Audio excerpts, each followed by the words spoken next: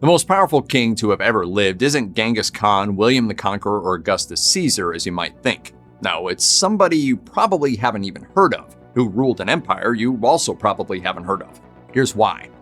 Genghis Khan is usually the knee-jerk answer to the most powerful king question, but there are a number of reasons why he doesn't fit the bill. Sure, he ruled over around 9 million square miles, but most of his territory was just empty land. Thus, he only ruled over around 1 million subjects, unless you count all the horses. And if you're using the number of subjects as a benchmark for a monarch's power, well, that means Queen Elizabeth II was around 130 times more powerful when she took the throne in 1953. Khan's time on the throne wasn't really long enough to score him any most powerful points either. Queen Elizabeth has been on the throne for 68 years, but Khan only ruled for a couple of decades, so you also can't really use time on the throne as a benchmark for assessing relative power. Now, just to be clear, we're not saying that Queen Elizabeth II is history's most powerful monarch because most of her power is symbolic. But if you just compare her stats to those of the Mongol conqueror, it becomes pretty clear that Genghis was not really as powerful as history has made him out to be. The honor of the most powerful king in history belongs to an obscure monarch called Ashoka. You've heard of him, right? No?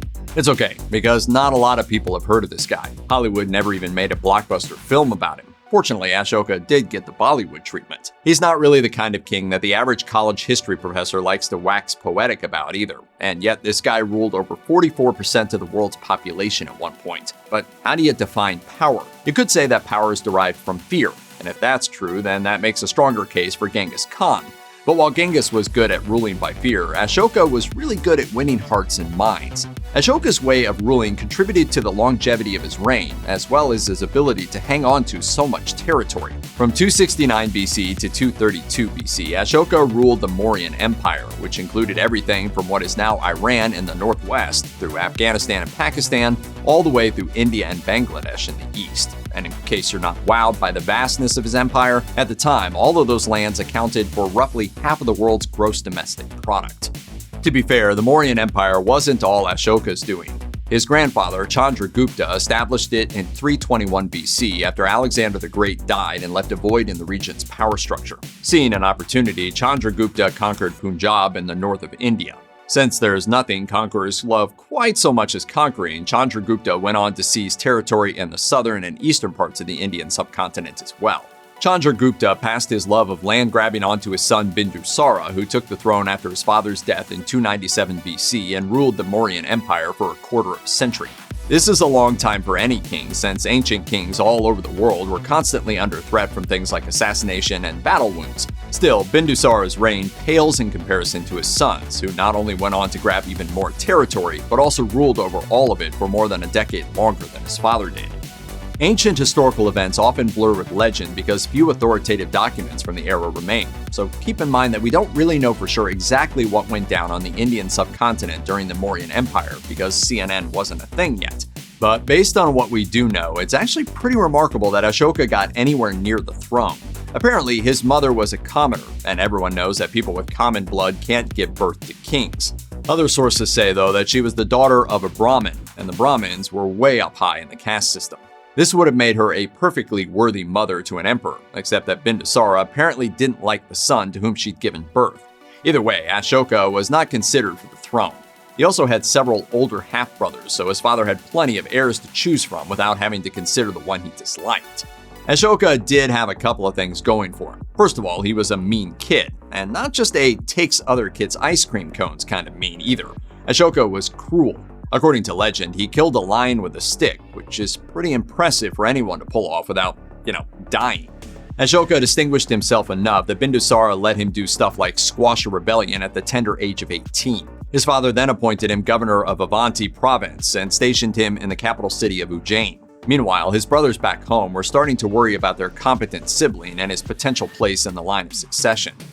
So things were going pretty swimmingly for Ashoka until his brothers became so jealous of his potential that they convinced Bindusara to exile him.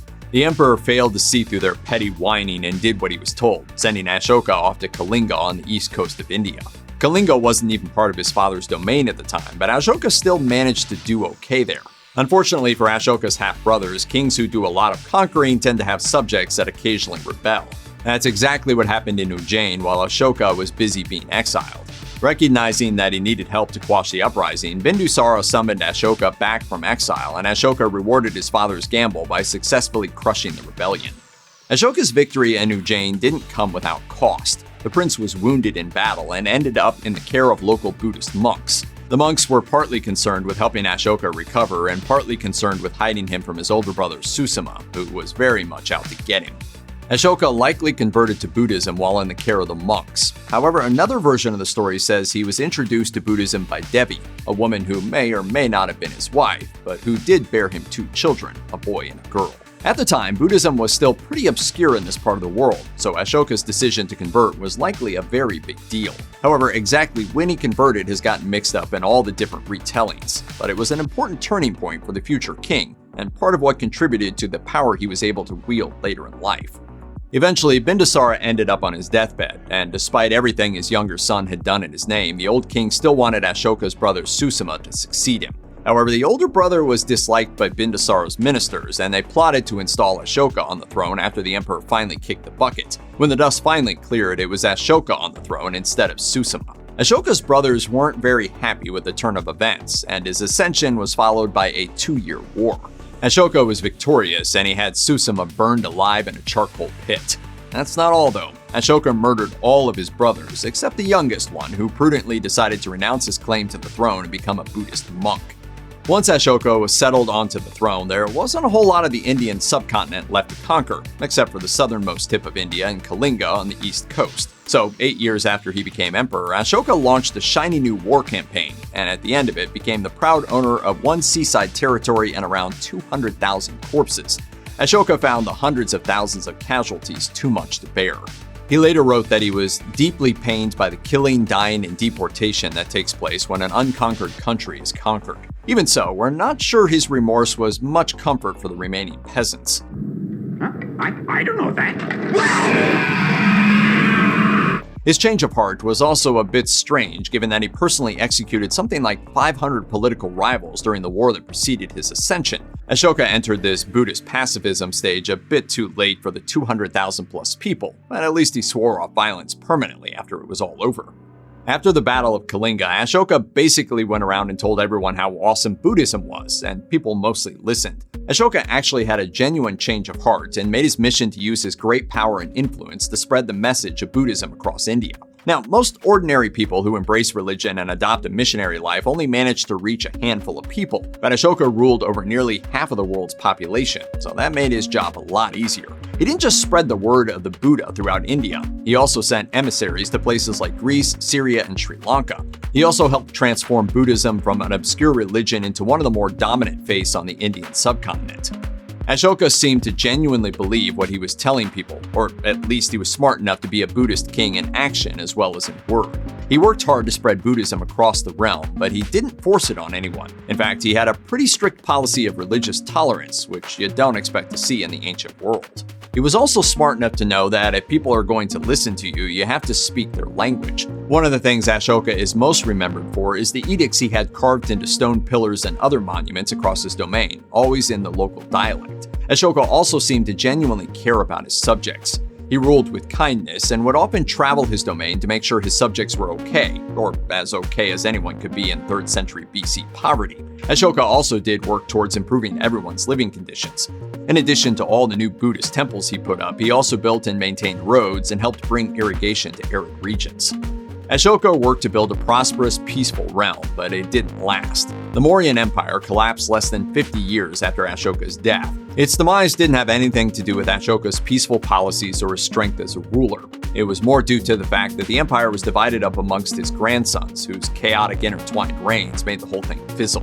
Ashoka's 40-year reign was mostly forgotten, at least for a couple of thousand years. Ashoka's story was preserved in obscure religious texts that were compiled a few hundred years after his death, but like Buddhism itself, these stories gradually faded from Indian consciousness in the centuries that followed.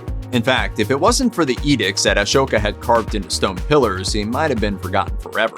But in 1833, a British scholar named James Prinsep got curious about all of these stone pillars and made it his mission to figure out what they said.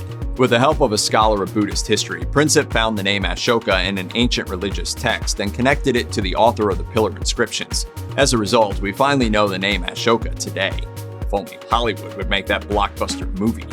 Check out one of our newest videos right here. Plus, even more grunge videos about your favorite stuff are coming soon. Subscribe to our YouTube channel and hit the bell so you don't miss a single one.